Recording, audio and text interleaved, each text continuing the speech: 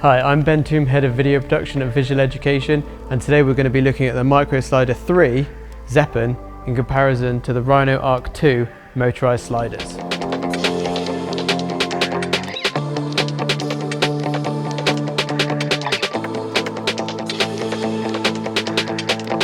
Thanks to Squarespace for sponsoring this video. Use coupon code CARL to get a 10% discount. So recently we've been filming a documentary, and for the first half of the documentary we were using the Rhino Arc II motorized slider with pan and tilt head.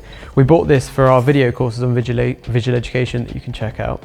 And for the second half of the documentary we received the Zeapon Micro Slider 3 with the additional PONS pan tilt head.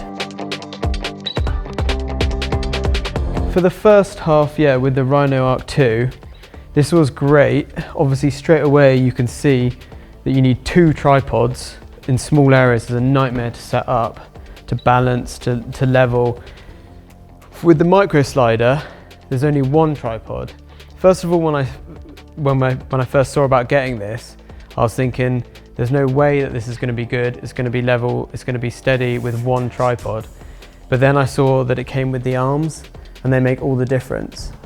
So first off the bat, you've got one tripod steady rather than two tripods. Secondly, with this, the actual slider, if you can see, is a lot smaller. It's actually there when it's folded away, but because it moves left and right on the actual tracks, you actually get almost not quite the same length as the Rhino slider, but close to the Rhino slider. So when we've been traveling, this has been great. If I get the boxes, I can show you the actual size. So here's the cases for them. This is the Zeapon case for the slider and for the motor. And this is the Rhino case. It's obviously a lot bigger. So when we've been traveling, this has been so much easier to fit in the car and to take around with us. So there you can see the difference in size of the cases. Way bigger. If I open it up, you'll see that there is a few extra bits in this. You do have the extra, you have two motors with the Rhino slider. You have the high speed motor so you can go faster, which is currently on it. And you also have a high torque motor. So if you're at a stronger angle, you need the more powerful motor. You've also got a follow focus with the Rhino slider. This is the Rhino slider bundle. And there's no Zeapon follow focus. But to be honest, we always use the Sony A7 IIIs on it, which have a great autofocus anyway, so we haven't really needed that, or I pre-focus in manual focus. And inside the Zeapon case, it's just a storage case to keep your bars, the one that hold on the tripod, and then you put the actual slider on top. And here is just where you put the motor, and you can fit an extra battery in there. So talking about batteries, the Rhino Arc II doesn't have batteries. You charge it. You can also use it with the mains power. And the micro slider, you need, if I just turn it off, you need 3 of the MP batteries. You need one for the slider, you need one for the pan head, and you need one for the tilt. So it's actually quite annoying having to have 3 batteries charged, and obviously if you're filming a long time on set, you've got to swap the batteries and they're all dead. You need 6 batteries. They do last a long time, and obviously they don't come with any, so you have to buy them yourself. But you can't put them on mains power, you have to have these batteries. So that's kind of a pro in favor of the Rhino, because you can charge it and you can put it on mains. So when we were filming with that, we just plugged it into the mains adapter and kept it rolling, so we didn't have to worry about it. This, I was constantly checking on the batteries. To be honest though, if you've got 3 batteries, but what I was mainly doing when we were actually filming with this was I was setting up with all 3 batteries, getting the angle right of the tilt, and then I was just taking the tilt battery out, because you don't ever really need tilt. Well, not that we did. As it was going along, if you were using just a slider, it wouldn't have worked, because we needed to keep the subject focused in the center of the frame. So I was setting up the pan head and the slider, so it was going along, and as it was going along it was panning. To do that though, you need to use the app. You can, on both of them, you can set keyframes. They both have apps. They both, have set keyframes. And in those apps, there's other features like time lapse. But with the Rhino slider, you can do everything in the main bolt, in the main head of it.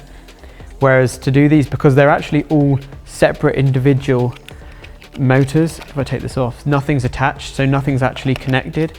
So you can set this to go back and forth, and there's 3 different speeds, and you can do the same with the pan. You can set it to go back and forth, set your keyframes in it at 3 different speeds again, and the same with that. But because none of them are connected, when you actually set them, it's moving all at different speeds.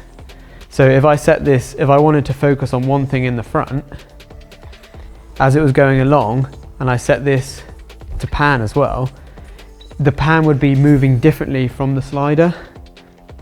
So you have to use the app for that, which works really well. I had no issues, because you're always, when using apps, when you're away and you're actually on set and you've got your subjects waiting for you and stuff, I hate faffing around with apps and then losing connection and stuff.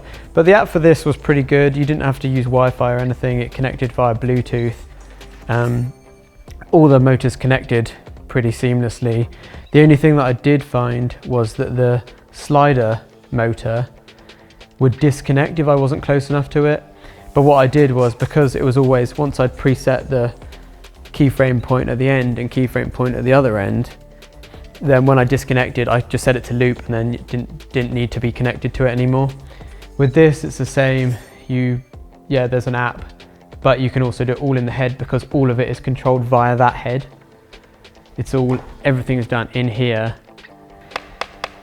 So if you go into video, then you can set a new move, and you can set the keyframes however you want. So you can set that to be pointing there and down there as keyframe 1, and then for keyframe 2, you can set it back and point that there. And then you can set it to loop, and you can set the duration, and then you can send it off. So as much as that is good, that it's all in one head, the thing with this that just really was annoying is it always goes to sleep. Even if you've got it on power in the mains, it goes to sleep.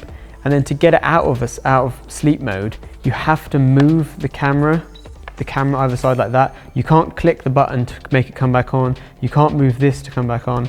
So for example, when we were doing the probe lens test, which you can see on our YouTube channel, we had the probe lens going into a donut, and we had it set, but every time this went to sleep, we had to turn that, and then it would rip the donut off the base, so we had to essentially start again. And that was really annoying with this. Whereas this, everything seems to be a lot easier, a lot smoother. The app was better. And yeah, the only thing is though, you just have to be connected to the app to move everything at once. So I'll stop that. And then to use the app, connect to both the sliders and the slider and the head. And then again, you set the position. You can set the pan this time as well, and a bit of tilt.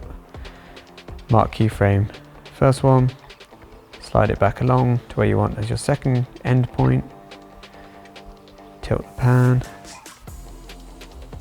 move the pan, set as B, and then hit loop and press play. And then that will loop between those 2 positions that I've set. You can also adjust the speed. It's a percentage from 0 to 100. But all in all, I would say this whole system is what I would use more. It's a lot less faff to set up. It's just easier to screw on. There's no cables hanging about while you're doing the slider, because there's the mains power which is on now, but there's also the slider, the cable that connects the slider to the motor. Whereas you don't really have any cables with this. Also, they both have legs, so you can do this on the base. You can put this on a table or on the floor. Same with these ones. But I probably prefer these ones because they're a little bit easier to swing out, but then you've also got height adjustment on these, but that's not really a biggie on either of those. So what we're going to do now to show you that if you are curious to see whether this is stable, we're going to do a test in our lobby, have some occlusion in the foreground and the background, try and get a bit of that parallax effect on both of them, and you can see the steadiness of those and then weigh up which one you prefer based on the size, stability, single tripod and actual smoothness of the slider. Okay, so I'm going to do a test with the Zeapon first, and then I'll compare it to the Rhino slider. I'm just going to set this up. So I'm going to set the speed at 3. That's going to be keyframe 1. So double press, beep. Go to the point that I want to be keyframe 2. Get some occlusion between the sofa and the bar and the studio. So that's what I want to be point 2. So I'm going to double press again, and then I'm going to hit it on loop and hit record on the camera, and then we'll see what that looks like, and I'll do the Rhino the same. You'll notice as it comes to the end point before going back, it comes off to a nice Bezier smooth movement. There's no jolting or juddering of the motor.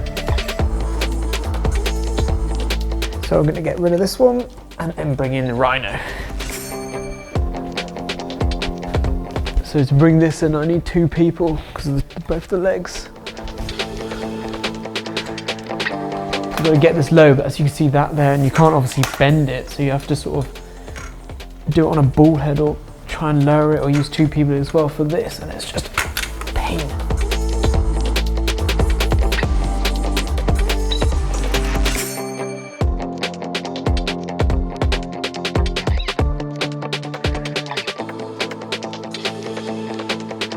Okay, so now we're going to do the same test with the Rhino slider.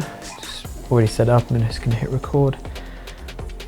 One thing to note as well, as I was just setting this up, was a lot of the times when this goes into sleep mode, you have to recalibrate the motor, so then it like wants to go all the way to one end of it and then starts, like sometimes it gets stuck as well.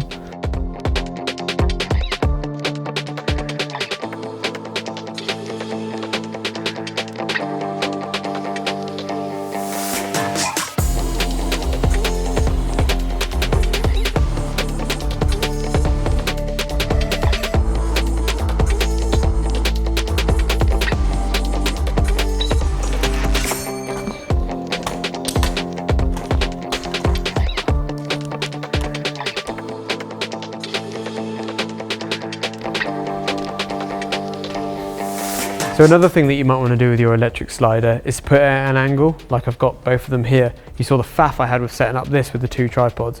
This was way easier, and this is already going. You can see I've set it and it's going, it's looping back and forth. No slipping, no problems. With this, it's not going, because when I tried to get it to go, it doesn't seem to hold the weight of the camera, so it just slips like that.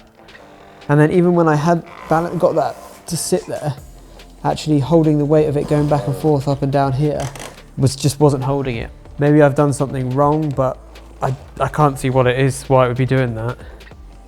This was just so easy. I literally just put it on there, put it the angle I wanted and set the poles, set it to go. One extra additional thing with this that you can't do with that, if I just stop this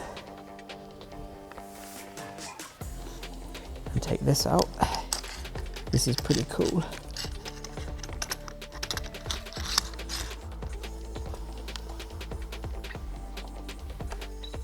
See how easy even that just was just then. And with this, with the tilt head,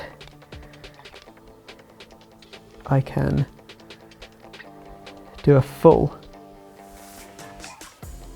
360 vortex on the camera, which along with the slider as well, you could get some great shots with that. Usually I use a gimbal for that to do vortex shots, but you can do it on this as well. See, there you are, full 360 on that. So I just did a vortex going along, but like on a gimbal, a lot of the shots you'll see in the courses do a vortex going forward or going out. So if I just spin the pan head, then I can vortex it going in and out as well.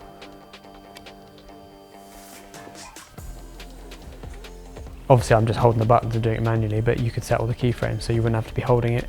And you could have this going back and forth as well, which is a great shot. And you could do it going down you could do it going down the track as well. So yeah, there seems to be more possibilities with this that you don't get with the Rhino. The size makes a lot of difference, and the single tripod is just almost like a necessity when you're traveling. So yeah, that's the review of the Micro Slider 3 Zeapon versus the Rhino slider. The Zeapon comes in with the head and this electric slider at about $1,000, and this comes out of just over $3,000. So I think I know which one I'd buy. This video is brought to you by Squarespace. From websites and online stores to marketing tools and analytics, Squarespace is the all-in-one platform to build a beautiful online presence and run your business.